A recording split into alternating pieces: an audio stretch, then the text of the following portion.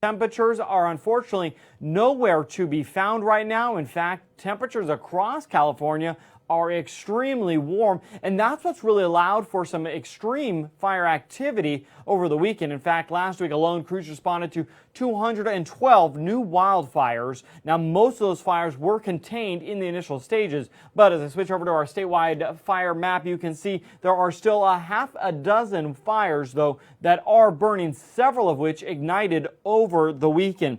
Let's start, though, with the fire that crews have been working on up in Lassen County. This is the Willard Fire. It started on September 11th, just west of Susanville, and the fire burned just over 2,500 acres. Now, it is 95% contained. Most of these photos are from last week. In fact, the forward spread of the fire has been stopped, but crews are still working to make sure all those hot spots are ignited. And with winds in Lassen County expected to pick up later in the week, crews are staying vigilant and making sure that all those hotspots are completely extinguished before we call that fire 100% contained. But again, this fire is pretty much very close to containment. Another fire that started over the weekend was the Auburn Fire. Here you can see some video of it. It started on Saturday in the city of Grass Valley. 47 acres in total were burned. The fire now 95% contained. It was a very fast-moving fire. In fact, one of the reasons that this fire that burned right on the edge of the Empire Mine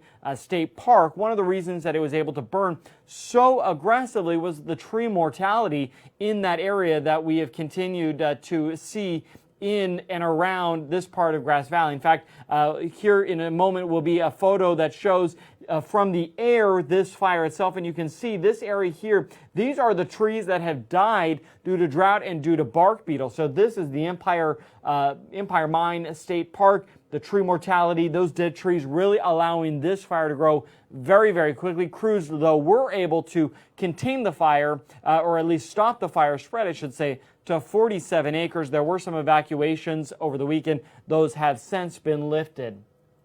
Another large fire that ignited over the weekend. This is the Soup Complex. It started on the Modoc National Forest near Soup Springs, and it is now 855 acres. We'll switch over to the map just to kind of give you an idea exactly where this fire is burning. It's right up in the most northern part of California in Modoc County. This is all about 12 miles east of the community of Likely. This is Likely right here. This is the border between Modoc and Lassen County below, and that's where we find the Soup Complex. It's actually made up of 5 separate fires, the largest being about 250 acres. This is, though, on the U.S. Forest Service Modoc National Forest. CAL FIRE has been providing assistance to the Modoc National Forest itself. Another large fire that ignited over the weekend was the Owens River Fire. This started on the Inyo National Forest, just east of Highway 395, near Mammoth Lakes. On the other side, though, of the highway itself. So far, this fire has now burned 6,000 acres. It is 20% contained. It's burning in the Clark Canyon, and we'll come back to the map and I'll zoom out and show you exactly where on the map we find the Owens River Complex. Here is Lake Tahoe and here is Mono Lake. We'll zoom in here and you'll get to see a better picture of exactly where this fire has burned. Here we have Mono Lake up here. Here's Lee Vining, if you've ever been to the Inyo or Mono County area. Here's June Lake. Here is Mammoth Lake, so the very popular ski resort itself. And here is where we find the fire. Again, Highway 395 running right along here. This is on the eastern side of Highway 395. Again, the Owens River Fire, 6,000 acres, 20% contained. CAL FIRE has been providing some ground resources to the National Forest for this fire. Another fire we want to give you an update on is the Sopranos Fire, burning now on the Los Padres National Forest in Modoc County. Now, this fire has burned just under 118,000 acres. It is 67% contained. Now, here are some photos that show some of the watershed emergency response team members from CAL FIRE that have been in parts of the fire in the northern edge where the fire has long burned through, long been extinguished. Crews are making sure that as we approach the winter seasons, that there are no impacts to flooding, mudslides, or other debris flow. So you can see in this photo, this once was a creek, but there are downed trees that have fallen due to the fire itself. So the emergency watershed emergency response team has been working to identify those areas and to start taking the steps and the measures to make sure that flooding and mudslides don't occur. Now, new information on the Sopranos Fire is it has now grown to 118,000 acres. It is the 20th largest fire in California state history. So it has definitely become a very large fire, the largest of the year, and now in California's top 20 in our history itself. Now we'll come back to the map and talk about a couple of other fires that were burning over the weekend. One was over in Butte County. Butte County is just outside of the Chico area, near the community of Forest Ranch, and that's where the old fire was. 30 acres have burned. The fire is 80% contained. Here's Forest Ranch itself along Highway 32. Here is Chico.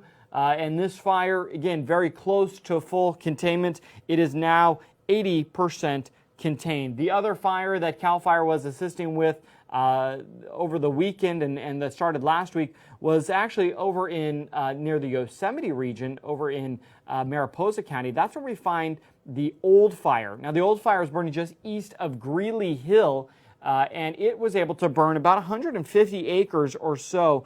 Full containment of this fire is expected later today. So that's kind of an overview on most of the fires. One other one, though, that has really become very active is down in Santa Barbara County, and that's where we find the Canyon Fire. It's burning on the southern edge of the Vandenberg Air Force Base, and you can just see how large now it is. This is all just kind of southwest of Lompoc.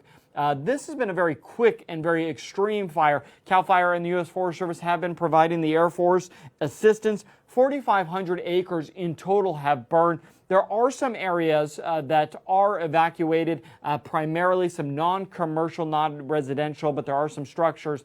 I should say there are commercial, not really residential areas, but there are some homeowners along the eastern side of this fire that are on high alert right now. That may change.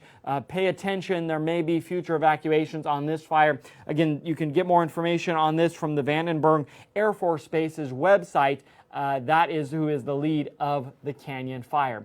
Let's switch over to our weather a little bit. Again, as I mentioned at the beginning, this week marks the beginning of fall. But temperatures right now, you would never have guessed that. In fact, these are current temperatures for today. 97 degrees in Redding, 102 in Fresno, 85 in Los Angeles. So it is relatively warm, but it's not going to last. We are going to really start to kick off fall with some cooler temperatures. In fact, look at this graphic here from the National Weather Service.